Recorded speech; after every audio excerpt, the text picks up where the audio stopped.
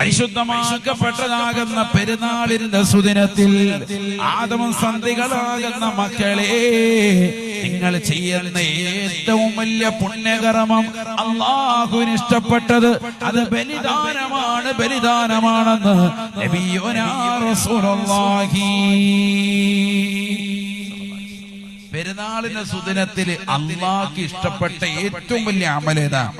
അന്നത്തെ ദിവസം ഉദ്ഹിയ്യത്തിന്റെ മൃഗത്തെ റെഡിയാക്കുക എന്നുള്ളതാണ്.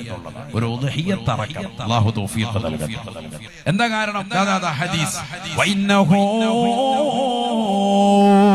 ലയഅതി യൗമൽ ഖിയാമത്തി ബിഖുറൂനിഹാ വഅളാഫിഹാ വശഅരിഹാ. നിങ്ങൾ ഈ ദുനിയാവിൽ അറവ് നടത്തുന്നതായ ആടില്ലയോ, ആട് വർഗത്തിൽപ്പെട്ടതില്ലയോ,